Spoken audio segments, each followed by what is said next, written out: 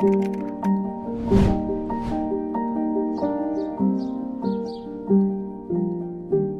faire quand le rein s'arrête de fonctionner? Il faut absolument le remplacer. Comment le remplacer? Un rein artificiel ou un rein normal à partir d'une greffe rénale. Que va faire le rein artificiel? Il va assurer une seule fonction du rein, celle de l'épuration. Épurer l'excès d'eau, l'excès d'oligo-éléments, l'excès, éliminer les déchets dont l'organisme doit se débarrasser. Comment ça se passe? 3 séances par semaine d'une durée de 4 heures pour essayer de permettre une vie subnormale à l'individu. Donc le rein va essayer de compenser et d'éliminer tout ce dont l'organisme doit se débarrasser, mais en une courte durée, ce qui donne certaines complications, des difficultés de la dialyse, en plus du temps que doit passer le malade qui doit se déplacer au centre.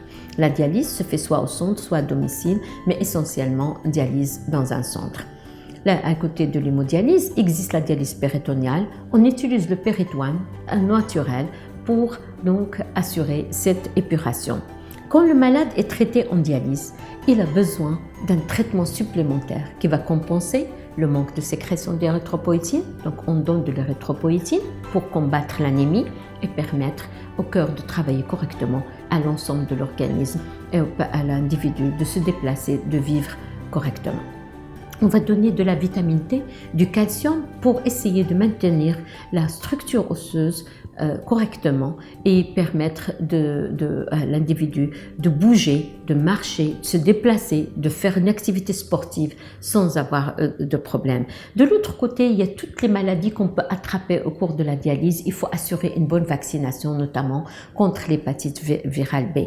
À côté de ça, il faut assurer le traitement d'autres pathologies, telles que par exemple contrôler l'hypertension artérielle, donner un traitement pour le diabète, même si le diabète s'équilibre pratiquement avec la dialyse, il a déjà fait suffisamment de dégâts et n'est plus en priorité un patient dialysé.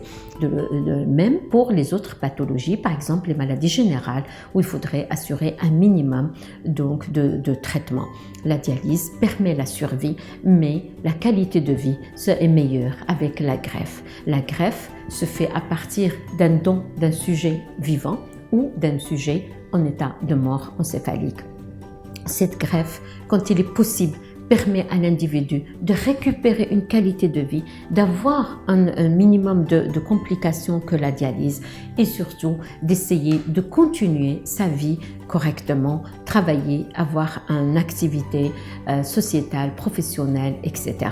La greffe est une grande contrainte aussi, celle de prise en charge régulière des traitements immunosuppresseurs, celle de la surveillance d'apparition de complications, car on n'a pas le droit de perdre un greffon après tant d'efforts et de souffrances.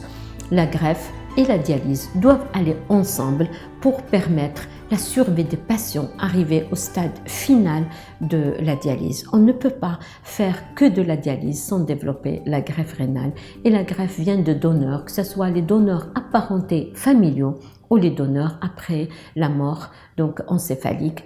Et c'est pour cette raison que nous devons tous travailler pour le développement de cette technique pour essayer de sauver ces patients et de leur donner une certaine qualité de vie.